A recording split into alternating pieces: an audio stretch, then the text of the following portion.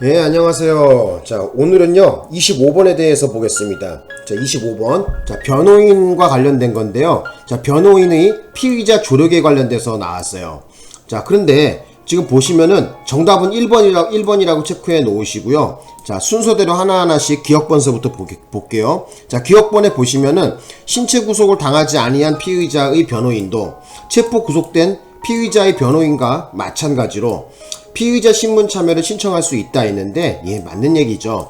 그래서 꼭 구속을 당하거나 체포를 당한 그런 상황이 아니더라도 얼마든지 이 변호인은 방어권 차원에서, 그죠? 피의자의 방어권 차원에서 피의자 신문에 참여할 수 있습니다. 되셨나요? 그리고 우리 경찰 수사 규칙에도 나와 있어요.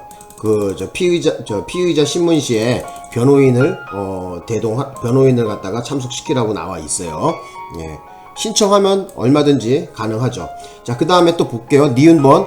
피의자 신문에 참여한 변호인은 신문 도중에 신문 방법의 위법함을 이유로 이의제기를 할 수 있지만 부당함을 이유로는 이의제기할 수 없다 했는데, 위법이든 부당이든 둘 다 이의제기를 할 수가 있습니다. 그래서 이의제기 할 수 없다, 이게 틀렸습니다. 그래서 위법이 됐던 부당이 됐던 얼마든지 이의제기가 가능하다는 것도 알아두십시오. 그래서 니은번은 틀린 내용입니다. 자, 그 다음에 또 볼게요. 자, 이제 또 봅시다. 자, 디귿번에 보자고. 이제 디귿번에. 자, 변호인뿐만 아니라 변호인이 되려는 의사를 표시한 자. 자, 요것도 장차 변호인이 될 사람이죠. 그죠? 우리 대법원 판례는 뭐라 그랬었냐면요.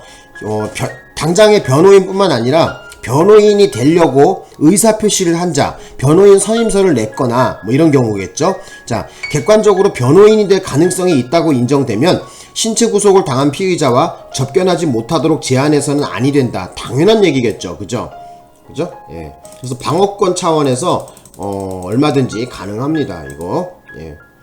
자, 디귿번 맞고, 리을번에 보자. 이제 피의자가 변호인의 참여를 원한다는 의사를 명백하게 표시하였음에도 수사기관이 정당한 사유 없이 변호인 참여하게 하지 아니한 채, 자, 피의자를 신문하여 작성한 피의자 신문 조서는 증거로 할 수 없다, 이렇게 나왔는데 맞는 얘기입니다. 그래서 변호인이 참여의 의사를 갖다가 밝혔는데도 불구하고 수사기관이, 경찰이나 검찰이, 야, 꺼져, 너 필요 없어, 안 돼, 이렇게 막을 수가 없다는 거예요. 정당한 이유 없이. 근데 막을 수 있는 이유는 경찰 수사 규칙에 나와 있거든요. 자, 그거 한번 가서 한번 제가 보여드릴게요. 자, 그게 어떻게 나와 있냐면은, 자, 요거 한번 이렇게 해보자.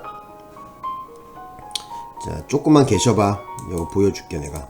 자, 요 내용입니다. 자, 여기 깨끗하게 하고 한번 보자.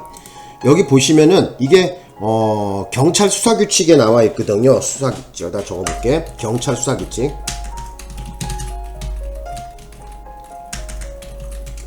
경찰 수사 규칙에 보면요, 제12조에 변호인의 피의자 신문 참여라는 이 조항이 있어요. 이 조항을 갖다가 보면은 어떻게 나와 있냐? 자, 그냥 한번 봅시다.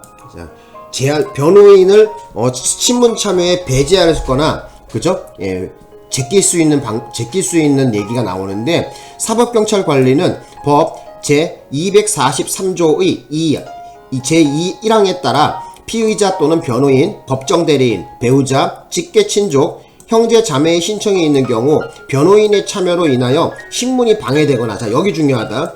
그러니까 변호인을 참여 못하게 할 수 있는 이유는 변호인의 참여로 인해서 신문이 방해되거나 아니면 수사 기밀이 누설되는 등 정당한 이유가 있는 경우를 제외하고는 피의자 신문에 변호인을 참여하게 하여야 한다. 의무조항으로 나와 있단 말이야.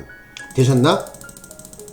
그리고 이 변호인을 참여하게 되면은, 자, 서류를 내야 되는데, 자, 어떤 서류인지 제가 여기 보여드리겠습니다. 변호인 선임서하고, 그죠? 변호인 참여 신청서라는 것을 내야 됩니다. 여기 나와 있죠? 2항에.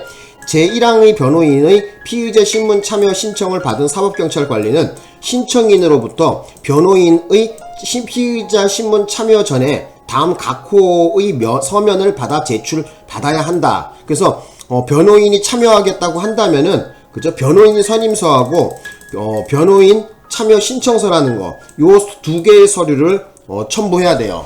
근데 간혹 가다가 이제 뭐 테레비나 이런 데서 보면은 그 변호인 선임서도 내지 않고 막 경찰서에 와갖고 난리 뽑는 변호인들이 있거든요. 그죠?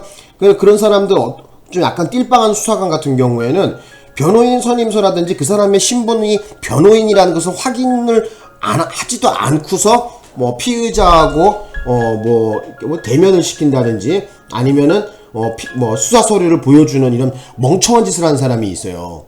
자, 반드시 수사 관서에 자기가 변호인이라고 하면서 와서 까불면은 변호인 선임서를 보여달라고 하던가, 아니면은 뭐 변호인 여기 나와 있듯이 변호인 참여 신청, 요거는 그 경찰이 작성하거든요. 변호인 참여 신청서.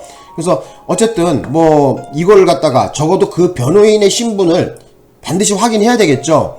예전에 어떤 일이 있었냐면은 지가 변호인이래. 그래서 이제 변호인으로 믿고 수사 서류를 보여줬어요. 뭐 고소장하고 뭐 이런 걸 보여줬더니 나중에 알고 보니까 이 사람이 변호인이 아닌 거야. 응? 그래서 수사의 기밀이라든지 여기 나와 있죠. 수사의 기밀이 누설되는 등 뭐 이런 얘기 나오잖아. 그죠?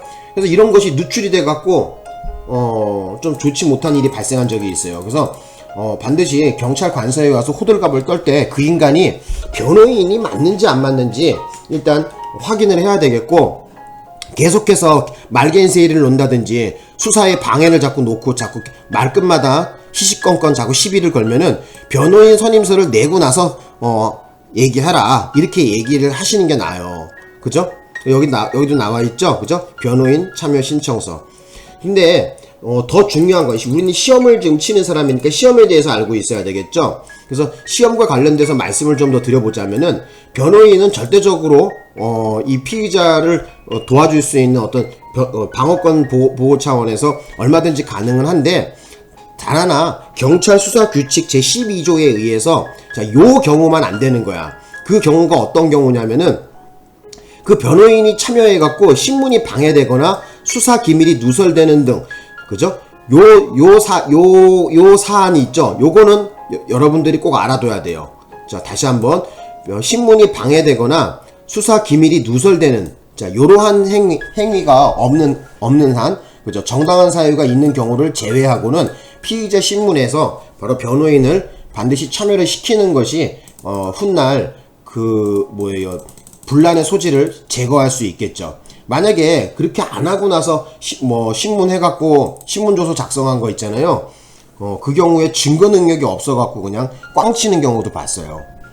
자, 어쨌든 알아두셨으면 하고, 그 근거 조항은, 그죠? 변호인이 와서 호들갑 떨 때 자기는 절대적인 권한을 가지고 있다, 여기 참여할 권리가 있다, 이렇게 얘기하면은 경찰 수사규칙 제12조를 근거로 해서 수사의 방해나 그 다음에 수사 기밀 누설의 이유로 해서 배제할 수는 있습니다. 근데 정당한 이유가 있어야 됩니다. 정당한 이유 없이는 배제할 수가 없습니다.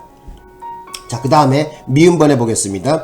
변호인의 피의자 신문 참여에 관한 사법경찰관의 처분에 대하여는 준항고로 불복할 수 있으나 검사의 처분에 대하여 즉시항고로 불복하여야 된다. 즉시항고가 왜 나오니? 역시 준항고죠? 그죠? 역시 준항고입니다. 그래서 검사나 아니면 사법경찰관이건 바로 변호인이 바로 피의자 신문에서 신문과 관련돼 갖고 불복할 내용이 있다고 한다면은 준항고로 다툴 수가 있습니다. 되셨나요? 예, 준항고로 다툴 수가 있어. 그래서 여기 즉시항고 아니고 준항고 이렇게 하시면 되겠죠. 자, 그래서 어쨌든 요렇게 해갖고 정답을 골라 본다면은 답을 1번으로 골라 보시고요. 그 다음에 기역번 맞고 니은번 하나 틀리고 디귿 리을 맞고 마지막 꼬랑지에 지금 미음번 틀렸었죠. 그죠? 이렇게 딱 그어주시면 되겠지. 그래서 정답 몇 번? 1번 하시면 되겠죠. 어렵지 않죠, 이거. 그죠? 예. 자, 그러면 요거를 맞춰볼까요, 우리? 맞히겠습니다.